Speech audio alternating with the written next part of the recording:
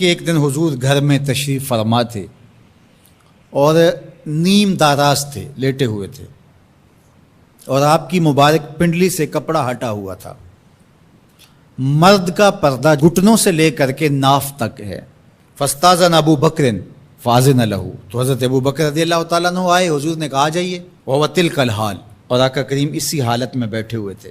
فتحدث، وہ بیٹھے اور حضور سے ہم کلام ہوئے۔ ثم استاذن عمر، پھر حضرت عمر آئے، انہوں نے اذن طلب کیا تو حضور نے کہا آ جائیے، اور حضور اسی حالت میں تشریف فرما رہے۔ فتحدث، وہ بھی بیٹھے اور گفتگو چلتی رہی۔ ثم استاذن عثمان، پھر حضرت عثمان کی آواز آئی، حضور میں اندر آ سکتا ہوں؟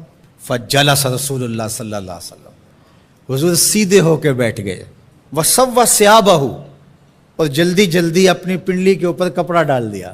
جب یہ لوگ چلے گئے، حضرت ابو بکر رضی اللہ تعالیٰ عنہ بھی، حضرت عثمان بھی، حضرت عمر رضی اللہ تعالیٰ عنہم چلے گئے۔ قالت عائشہ رضی اللہ تعالیٰ عنہ، حضرت عائشہ فرماتی ہیں میں نے کہا حضور ابو بکر آئے تو آپ بیٹھے رہے، جنبش نہیں کی، کپڑا سیدھا نہیں کیا۔ حضرت عمر آئے تو آپ اسی حالت میں رہے اور باتیں چلتی رہیں، لیکن جب عثمان آئے تو پھر آپ ایک دم اپنا کپڑا سیدھا کرنے لگے اور اٹھ کے بیٹھ گئے۔ تو سنو میرے حضور نے کیا جواب دیا۔ کہا میں اس سے حیا نہ کروں جس سے اللہ کے فرشتے بھی حیا کرتے ہیں۔ کتنا بد نصیب ہے جو حضرت عثمان غنی پہ زبان درازی کرتا ہے۔ یہ عثمان وہ ہیں جس سے اللہ کے فرشتے بھی حیا کرتے ہیں۔ اللہ اکبر، یہ عظمت حضرت عثمان غنی رضی اللہ تعالیٰ عنہ۔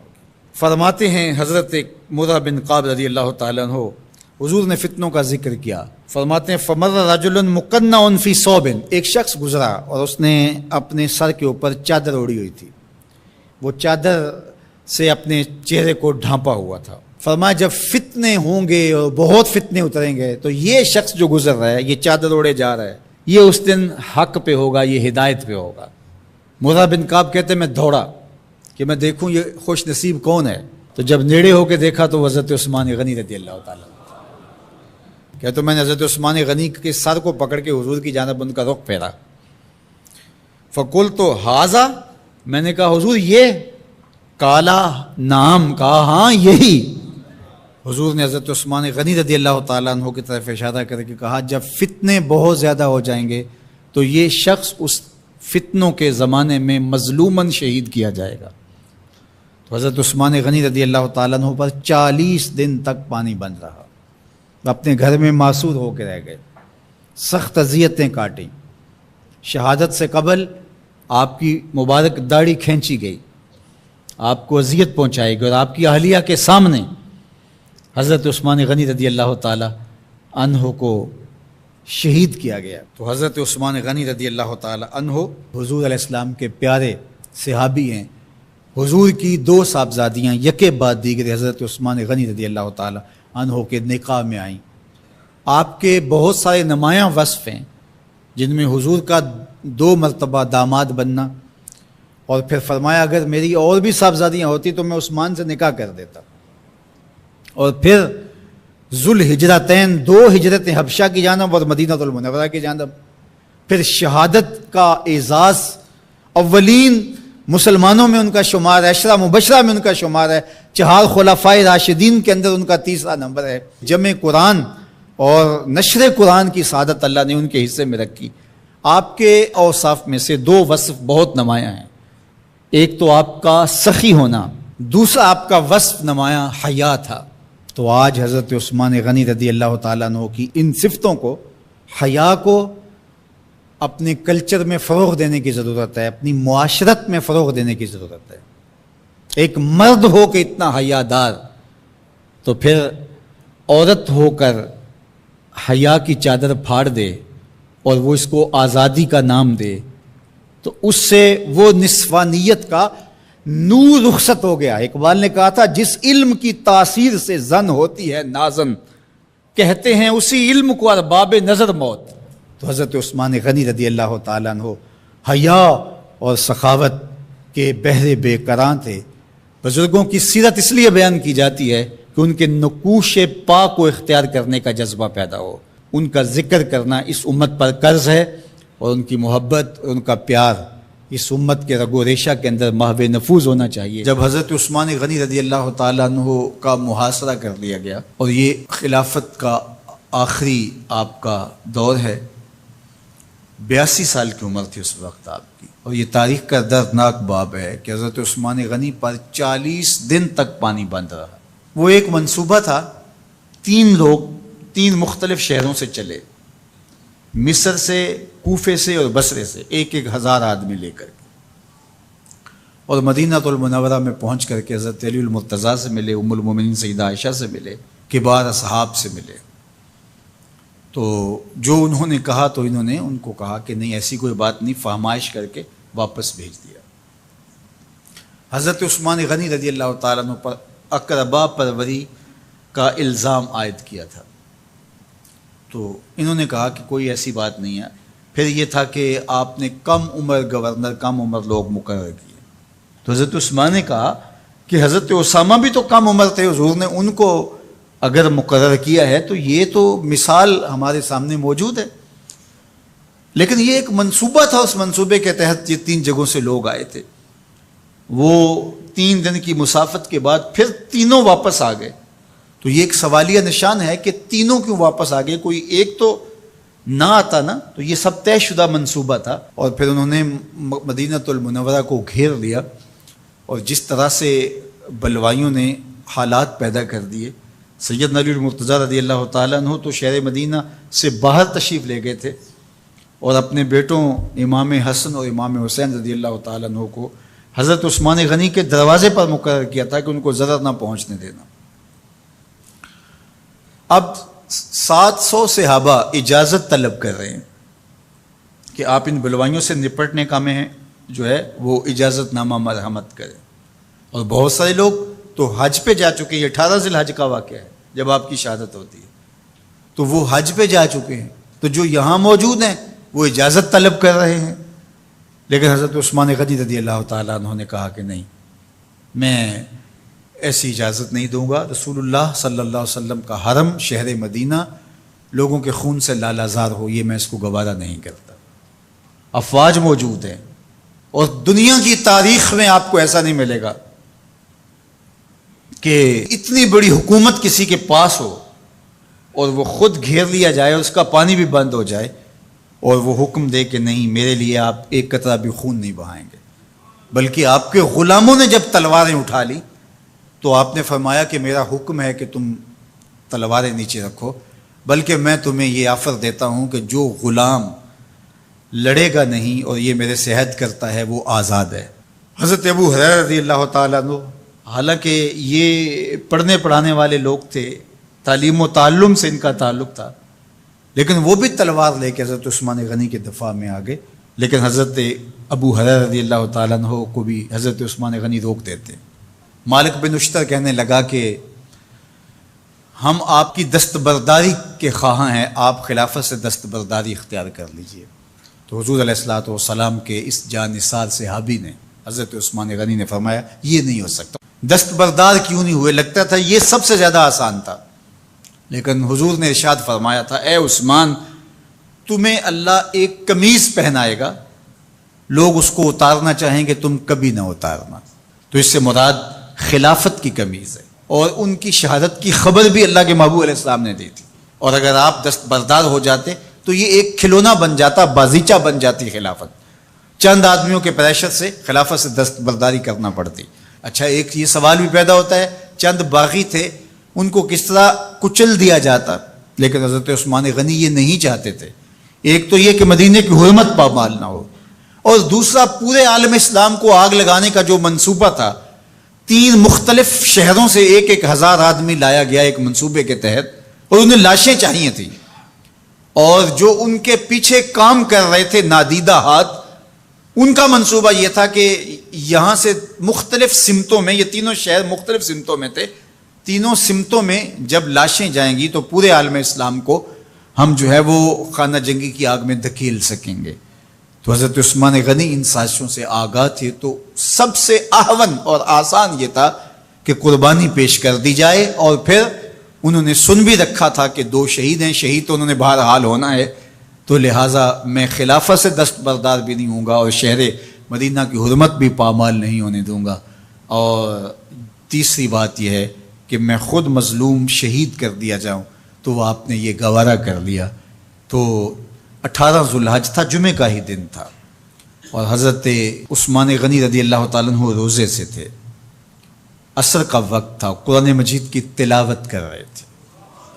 حضرت امام حسن، امام حسین اور حضرت عبداللہ بن زبیر اور دیگر لوگ آپ کے دروازے پہ پہرا دے رہے تھے، لیکن باغی پچھلے گھر سے دیوار پھلانگ کے آپ کے گھر میں داخل ہوئے اور تلوار سے وار کیا۔ آپ کی زوجہ حضرت نائلہ آگے بڑھی اور ہاتھ سے روکنا چاہا، آپ کی انگلیاں کٹ گئیں۔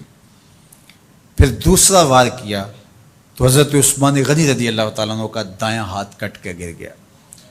حضرت عثمان غنی رضی اللہ تعالیٰ عنہ نے افسوس کیا اور کہا کہ تم نے وہ ہاتھ کاٹ دیا جس سے میں وحی کی کتابت کیا کرتا تھا۔ پھر اس کے بعد آپ پر 9 وار کیے گئے اور آپ کو شہید کر دیا گیا، اور آپ کا خون قرآن مجید پڑھتے ہوئے اس آیت پہ گرا، فَسَيَكْفِيكَهُمُ اللَّهُ وَهُوَ السَّمِيعُ الْعَلِيمُ۔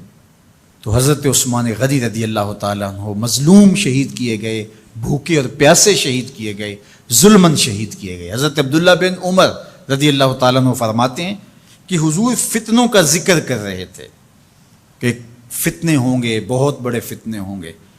تو ایک شخص نے چادر اوڑھی ہوئی تھی اور وہ مجلس واعظ کے قریب سے گزرا جہاں حضور کچھ ارشاد فرما رہے تھے، تو آقا کریم نے اشارہ کر کے کہا اس دن یہ شخص حق پہ ہوگا۔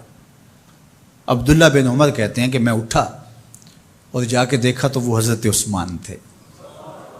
تو میں نے حضرت عثمان کے چہرے کو پکڑ کے تھوڑا سا حضور کی جانب کیا اور میں نے کہا حاذا، حضور یہ؟ اللہ کے محبوب فرمایا ہاں یہی، جب فتنے ہوں گے تو فرمایا یہ حق پہ ہوگا۔ تو حضرت عثمان غنی رضی اللہ تعالیٰ عنہ حق کی راہوں کے مسافر، جنہیں حضور کی زبان سے شہید کہا گیا، اور شہید کسی کا انجام ہوتا ہے، تو حضور نے فرمایا یہ شہید ہوگا۔ شہید وہی ہوتا ہے جو بحالت ایمان اس دنیا سے راہ خدا میں اپنی جان قربان کرے۔ فرمایا فَإِنَّمَا عَلَيْكَ نَبِيٌّ وَصِدِّيقٌ وَشَهِيدَانِ، اے پہاڑ رک جا، تو جانتا نہیں تیرے اوپر اللہ کا ایک نبی ہے، ایک صدیق ہے اور 2 شہید ہیں۔ تو حضرت عثمان غنی رضی اللہ تعالیٰ عنہ عظمتوں کے مینار، اللہ اکبر۔ تو یہ حضرت عثمان غنی رضی اللہ تعالیٰ عنہ کا یہ کارنامہ تھا کہ آپ نے اپنی جان پیش کر کے امت کو جو ہے وہ فتنوں سے محفوظ کر لیا اور امت کو بچا لیا۔ حضرت عثمان غنی رضی اللہ تعالیٰ عنہ پہ کروڑوں رحمتیں، کروڑوں سلام۔ ہم آپ کی عظمت کو سلام پیش کرتے ہیں، عقیدتوں کا خراج پیش کرتے ہیں۔ حضور کی خدمت میں ایک جنازہ لایا گیا اور حضور سے عرض کی گئی حضور اس شخص کا جنازہ پڑھا دیجئے، تو حضور نے انکار کر دیا، کہا میں جنازہ نہیں پڑھاؤں گا۔ تو صحابہ نے عرض کیا یا رسول اللہ کبھی ماضی میں ایسا نہیں ہوا، جب بھی کوئی جنازہ لایا جاتا ہے تو آپ جنازہ پڑھا دیتے ہیں اور آپ نے آج انکار کر دیا ہے؟ تو فرمایا یہ شخص میرے عثمان سے بغض رکھتا تھا اور اس کو اللہ نے بھی اپنی رحمتوں سے محروم کر دیا ہے۔ حضور نے اس شخص کا جنازہ نہیں پڑھایا جو مبغض عثمان غنی رضی اللہ تعالی عنہ۔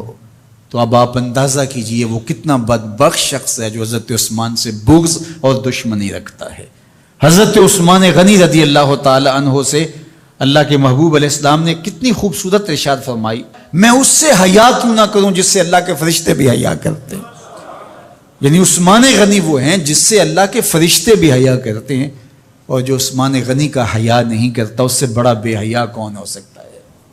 حاکم نے مستدرک کے اندر روایت ذکر کی ہے کہ بہت سارے صحابہ حضور کی بہت ساری خوبیوں کے مظہر تھے، اور سب سے زیادہ حضور کے خلق کے مشابہ حضرت عثمان غنی رضی اللہ تعالیٰ، اور خلق میں سب سے اونچا درجہ حیا کا ہوتا ہے، تو حضرت عثمان غنی رضی اللہ تعالیٰ عنہ حیا کے اس مقام پہ فائز المرام تھے جو انہی کا مقصوم تھا۔ اللہ ہمیں حضور کے اہل بیت، حضور کے اصحاب، بلکہ حضور کے در کی مٹی کی تعظیم بھی نصیب کرے۔ اقبال نے کہا تھا خاک طیبہ از دو عالم خوش ترست، آن خنک شہرے کے آنجا دل برست۔ ہمیں تو طیبہ کی مٹی بھی اچھی لگتی ہے اس لیے کہ وہاں محبوب جو رہتے ہیں، تو محبت تو اس چیز کی متقاضی ہوتی ہے، محبوب کی راہوں کو بھی سلامی پیش کی جائے۔ تو جو حضور علیہ السلام کے ساتھ منسوب اتنی وقی نسبتیں ہیں ان کا احترام کیوں نہیں کریں گے؟ تو حضرت عثمان غنی تو داماد رسول ہیں، حضرت عثمان غنی تو ذوالنورین ہیں، حضرت عثمان غنی تو حضور علیہ الصلوۃ والسلام کے محبوب اور حضور علیہ الصلوۃ والسلام کے پیارے ہیں، ان کو جنت کی بشارت دی گئی ہے، عشرہ مبشرہ میں سے ہیں، 4 جلیل القدر خلفاء میں ان کا نام شامل ہے، اور پھر حضور کی 2 صاحبزادیاں ان کے نکاح میں، آقا کریم نے ان کو شہید خود قرار دیا، اور میرے اور آپ کے آقا و مولا نے کہا آج کے بعد کوئی عمل عثمان کو نقصان نہیں دے گا، اور کہا عثمان سے میں حیا کیوں نہ کروں، اس سے اللہ کے فرشتے بھی حیا کر اللہ تعالیٰ۔ حضرت عبد الرحمن بن خباب روایت کرتے ہیں میں حضور کی خدمت میں حاضر تھا کہ آقا نے جیش الاسرہ کے بارے میں لوگوں کو ترغیب دی۔ یہ غزوہ تبوک کو جیش الاسرہ کہتے ہیں چونکہ یہ ایک لمبا سفر تھا اور گرمیوں کا سفر تھا، اور بڑی مشکل میں یہ سفر طے کیا گیا، اس لیے اس کو جیش الاسرہ، تنگی والا لشکر کہا جاتا ہے۔ تو فرماتے ہیں جب جیش اسرہ کا موقع آیا تو میں موجود تھا، تو حضور نے لوگوں کو ابھارا، تحریص دی، ترغیب دی کہ لوگ راہ خدا میں مال خرچ کریں۔ جب حضور نے لوگوں کو فنڈ کی ترغیب دی تو حضرت عثمان اٹھ کے کھڑے ہو گئے اور عرض کی یا رسول اللہ صلی اللہ علیہ وسلم، میرے ذمے 100 اونٹ ما ساز و سامان کے میں پیش کروں گا، 100 اونٹ پیش کروں گا، ساز و سامان کے سمیت پیش کروں گا، کیونکہ ضرورت زیادہ تھی۔ پھر حضور نے دوبارہ پھر اس پر ترغیب دی، حضرت عثمان رضی اللہ تعالیٰ عنہ پھر کھڑے ہوئے، حضور میرے ذمے 200 اونٹ رہے، ساز و سامان سمیت پیش کروں گا۔ اچھا ضرورت اور زیادہ تھی، حضور نے پھر ابھارا اور کہا کہ لوگوں اتنا طویل فاصلہ طے کر کے لشکر میں جانا ہے، اس کے لیے فنڈ چاہیے، کوئی ہے جو پیش کرے۔ تیسری مرتبہ پھر حضرت عثمان کھڑے ہوئے اور عرض کی یا رسول اللہ میرے ذمے 300 اونٹ رہے، ان کے ساز و سامان سمیت میں پیش کروں گا۔ اللہ اکبر۔ تو راوی کہتے ہیں حضور ممبر سے نیچے تشریف لے آئے، حضور ممبر سے نیچے تشریف لے آئے اور حضور یہ بار بار فرما رہے تھے عثمان کو اب کوئی فرق نہیں پڑتا کہ اس کے بعد کوئی عمل نہ کرے۔ اللہ اکبر۔ یعنی ایک ایسا نفلی عمل کیا ہے کہ یہ ان کی دنیا آخرت کی کفایت کر گیا، بہتر ہو گیا۔ اللہ اکبر۔ تو یہ ہے حضرت عثمان غنی رضی اللہ تعالی عنہ کا راہ خدا میں خرچ کرنے کا جذبہ۔